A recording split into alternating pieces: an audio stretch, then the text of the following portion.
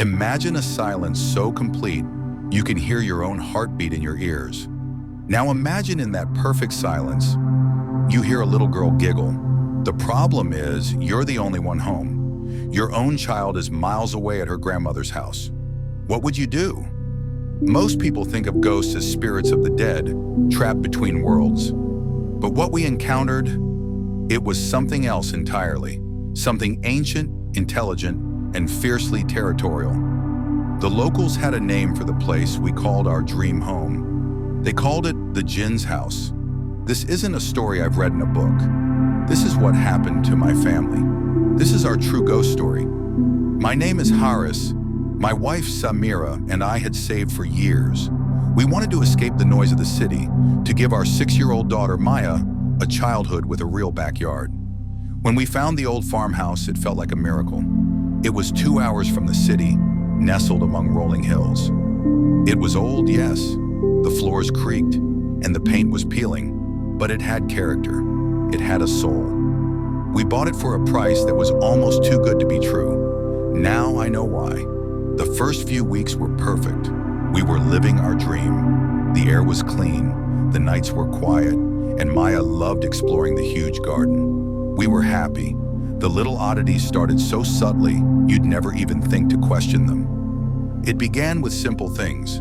My car keys, which I always left in a bowl by the door, would turn up in the kitchen cupboard. Samira's favorite book, which she left on her nightstand, would be found on the living room mantel. We just laughed it off. "This old house is playing tricks on us," Samira would say. We blamed it on moving brain, that forgetfulness that comes with a big life change. Then came the smells. Sometimes a faint scent of jasmine would drift down the main hallway.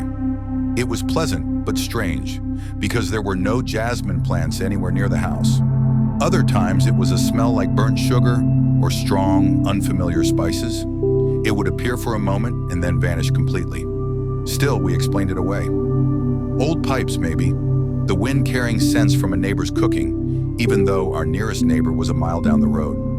The first real red flag came from Maya.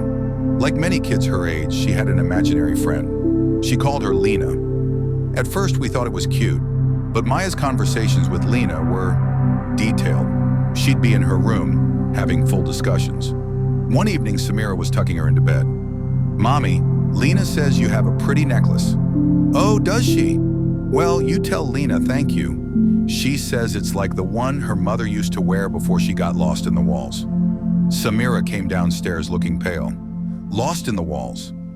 It was such a strange, specific thing for a child to say. That's when the whispers started.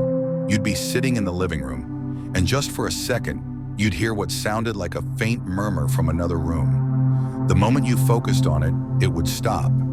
It was designed to make you think you were imagining it. The real turning point, the moment we couldn't deny it anymore, happened one Tuesday afternoon.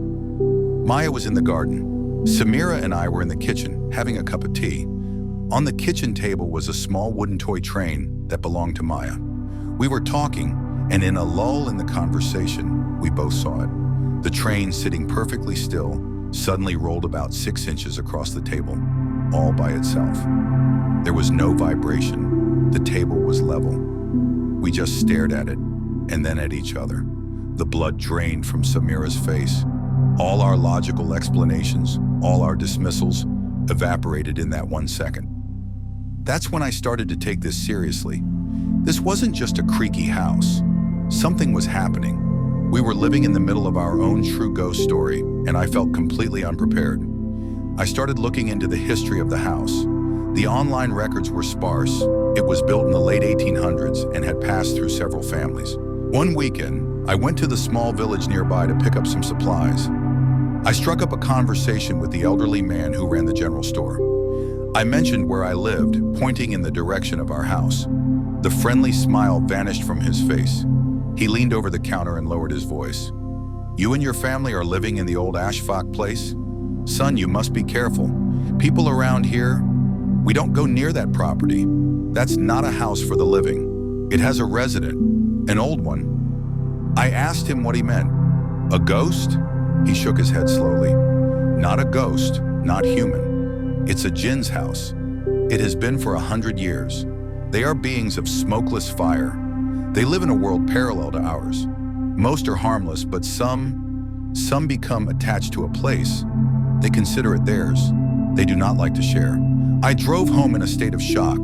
Jinn. The stories my grandmother used to tell me as a child, stories I dismissed as folklore, came flooding back. Beings that could be invisible, that could mimic sounds, that could move things.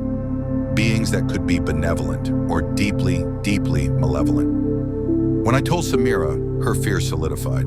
The imaginary friend, the whispers, the smells, it all clicked into place. We weren't being haunted by a spirit, we were trespassing. After that day, the activity changed. It was no longer subtle, it was personal. We started seeing shadows darting at the edge of our vision. Doors wouldn't just creak open, they would slam shut with incredible force. One night, Samira woke up screaming. She said she felt something cold breathing on the back of her neck. But the entity, the Jinn, focused most of its attention on Maya. It had chosen her. Her conversations with Lena became more frequent, but her tone changed. She no longer sounded happy. She sounded scared. The final night, the night we left, I will never forget it. It was around 2 a.m. A sound woke me up. It was music. A faint, tinny music box melody was coming from Maya's room. I got up, my heart pounding in my chest. I pushed open her door. The room was freezing cold, far colder than the rest of the house. Maya was standing in the middle of the room, facing the corner, perfectly still. Her little music box was on her dresser, its lid closed, yet the music was filling the room. "Maya," I whispered. She didn't turn. "Honey, what are you doing?" Slowly, she turned her head, but her eyes, they were wide and completely blank, and a voice came out of her mouth, but it wasn't my daughter's voice. It was a low, guttural whisper, a voice that sounded ancient and full of gravel. "Get out." That's what it said, using my daughter's lips. In that moment, I experienced a level of fear I didn't know was humanly possible. It was a raw, primal terror. This was a direct, hostile communication. Our home had become the site of a truly terrifying paranormal encounter. I grabbed Maya, who immediately snapped out of it and started crying, not knowing what had just happened. I yelled for Samira. The lights in the house began to flicker violently. A framed picture on the wall flew off and shattered against the floor. The whispering was no longer faint. It was all around us, coming from every direction, a chorus of angry, sibilant hisses. We knew we had to leave, not in the morning. Now. We didn't pack. We grabbed our daughter, our wallets, and we ran. We got in the car and drove, and we didn't stop until the sun came up and we were 100 miles away. We never went back, not once. We stayed with family, and I hired a real estate agent to sell the property at a massive loss, offering no explanation other than a family emergency. The house remains empty to this day. Sometimes, late at night, I wonder about the family that owned it before us and the one before them. Did they run too? We live in a small apartment in the city now. There's traffic noise and sirens. But you know what? It's the most beautiful sound in the world. Because the silence in that house was not empty. It was watching, it was waiting, and it did not want us there. If our story resonated with you, or if you've ever had an experience you couldn't explain, please share your thoughts in the comments below. We find strength in knowing we're not alone. And if you want to hear more accounts of the unexplained, please show your support by hitting that like button and subscribing to the channel. It helps us tremendously. Be sure to turn on all notifications so you don't miss what's coming next. Thank you for listening.